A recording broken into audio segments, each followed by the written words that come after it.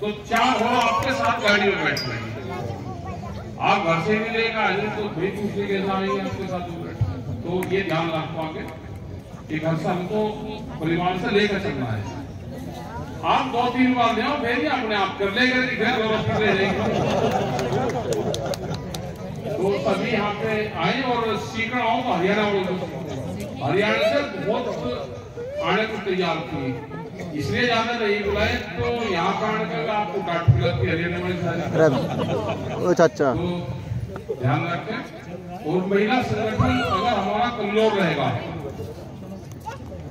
आने वाले टाइम पे सरकार की बहुत खराब पॉलिसी चल रही है और हमने 50% भागीदारी अपनी जो आंदोलन का हिस्सा था वो हमने घर पे रोक दिया, ब्रेक कर दिया। लड़ाइयां संघर्ष ज्यादा चलेंगी।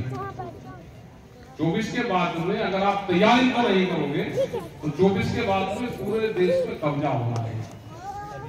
जो व्यापार कोई कर रहा है वो सब बीजेपी में शामिल हो जाएंगे।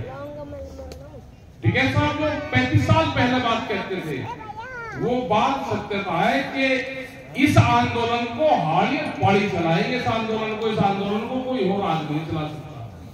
कारोबारी आदमी मूवमेंट से हट जाएगा, देश बिकने के कगार पे है। कोई कारोबारी आदमी होगा वो शामिल हो जाएगा सरकारों की पार्टी में। ये देख लेना, इस देश को बचाएगा। जैसे आजादी की लड़ाई आपने लड़ी, हमारे पूर्वजों ने लड़ी, तो 90 वर्ष उस लड़ाई को लड़ने में लगे।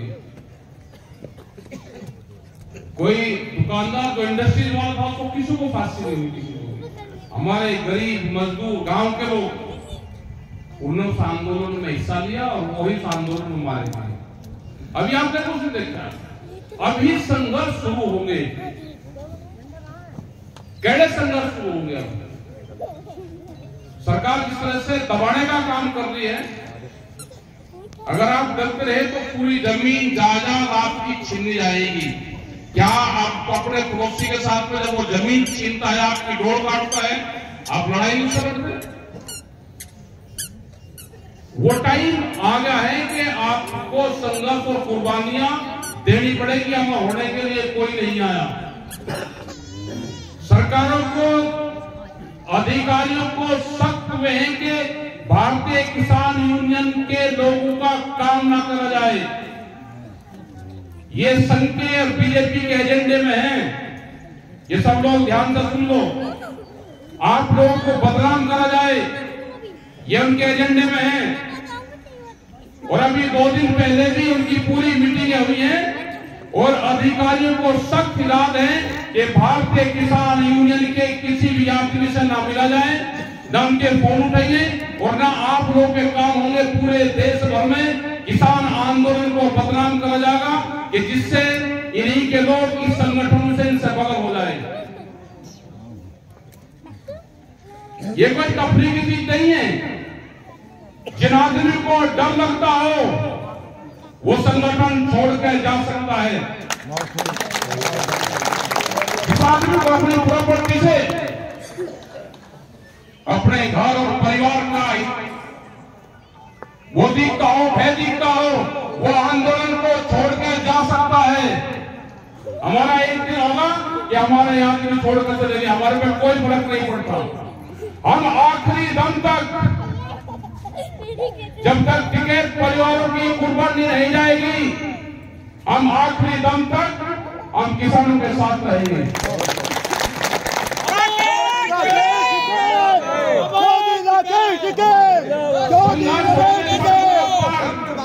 आने वाले टाइम पे संघर्ष होंगे, आपको कुर्बानियों फसलों की भी देनी पड़ेगी।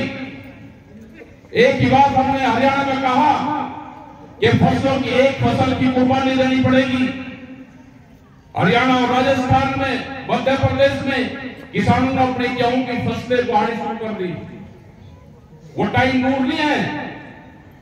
जो संघर्ष हरियाणा के लोगों ने किए, आज भी वहां पे आंदोलन चल रहे हैं। हमको फिर आंदोलन करने पड़ेंगे। सरकार की नीति है जैसे पॉलिटिकल पार्टियों को तोड़ रही है, ऐसे ही किसान संगठन को तोड़ा जाए। और एक बात और सुन लेना भाई ध्यान से, जो दूसरे सरकारी संगठन बने हैं, कोई आदमी उनके संपर्क में रहेगा, उनसे बातचीत करेगा, किसी के फोन में उनका नंबर मिला, उनसे कॉन्टेक्ट करा, वे बातचीत करना चाहते हैं, एक आदमी को तोड़ना चाहते हैं। 5 साल की सरकारों की पॉलिसी है कि इनके आदमी को तोड़ के संपर्क करवाओ, वो संगठन छोड़ कर जा सकता है। ऐसे आदमी की गद्दारी की जरूरत नहीं है। ये लड़ाई ये किसान लड़ेगा, मजदूर लड़ेगा, गांव का आदमी लड़ाई लड़ेगा। आप खड़े हो जाओ, कोई अमर होने के लिए यहाँ पे नहीं आया। बहुत दिन से, करीब 30 साल से 35 साल पहले यहाँ पे पुलिस के फायरिंग और गोलियां चली, वो काम हो गए जब तक ट्रैक्टर और फायर ब्रिगेड की गाड़ियों के आपस में संघर्ष नहीं होगा। ये देश जब देखेगा, आज भी सुन ले, ये ना किसान हटेगा ना मजदूर हटेगा, या संघर्ष होने दोबारा, उस चीज के लिए आप तैयार रहना। आपकी फसल भी जाएगी, आपकी जमीन भी लूटेंगे। भूमि अधिग्रहण एक्ट जो 1894 का एक्ट में बदलाव किया गया था, 2013 में जो एक्ट बना, उस एक्ट को बनवाने में बीजेपी की उतनी भूमिका थी जितनी सत्तारूढ़ पार्टी कांग्रेस की थी। सुमित्रा महाजन स्टैंडिंग कमेटी की चेयरमैन थी और एक नया भूमि अधिग्रहण एक्ट बना था। 1894 को एक्ट को संशोधन करके बना। उस भूमि अधिग्रहण एक्ट में सत्ता में आते ही बदलाव कर गया। आज उसको मॉडल एक्ट बना दिया और आज पूरी पावर डीएम-डीसी को दे दी गई। आपकी जमीन को जैसे चाहे वो छीनने का काम करेगा। आपकी जमीनें जाएंगी सारी। लखनऊ के अंदर एयरपोर्ट में 1 रुपया भी जमीन का मुआवजा नहीं दिया और पूरे गांव की जमीन फ्री में छीन ली। आप यहाँ पर सुरक्षित हो। ये यहाँ पे गन्ने के आंदोलन लोग करते हैं, तो आप ये समझ रहे हैं कि ये आंदोलन यहाँ पे ठीक चलता रहेगा। आपका अगर हिम्मत है तो गन्ने का 1 रुपया बढ़ा के दिखाओ। आपका पैसा मिल वाला नहीं देता, आप आंदोलन कर लोगे, नहीं देते। 13 महीने दिल्ली में आंदोलन करा, सरकार के लोग बातचीत करने को आपको तैयार नहीं है। हमारे पास भी बहुत प्रेशर रहता है, लोग फोन करते हैं, अधिकारी कोई बात सुनने को तैयार नहीं है। भारत सरकार ने 21 जनवरी 22 जनवरी 2021 के बाद में कोई अधिकारी, कोई नेता, कोई सरकार के लोग बातचीत को करने को तैयार नहीं है। तो संघर्ष आपको करना पड़ेगा। महिला संगठन आपका अगर कमजोर होगा तो आप कमजोर हो जाओगे। आने वाले टाइम पे ये संगठन एक दिन आपके काम आएगा। ये फ्रंट लाइन आपको तैयार करनी पड़ेगी।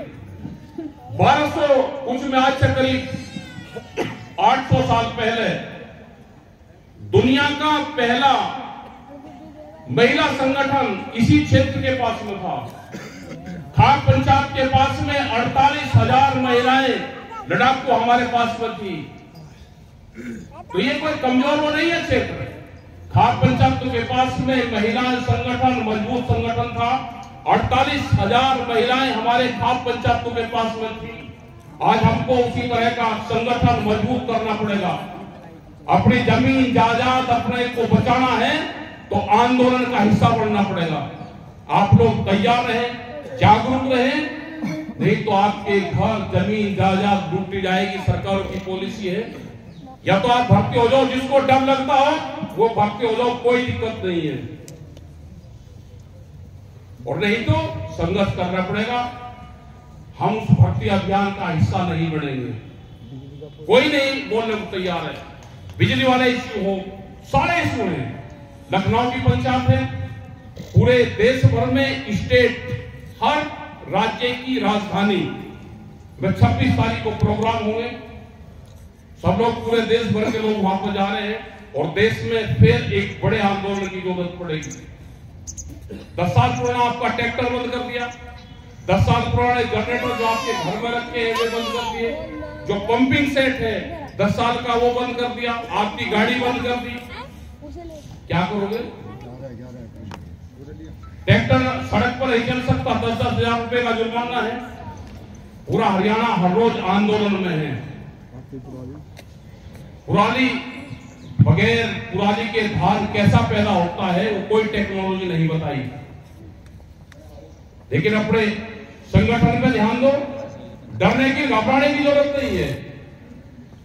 जिस दिन आप डर जाओगे सरकार उसी दिन वहीं का वहीं पीस देगी आपको।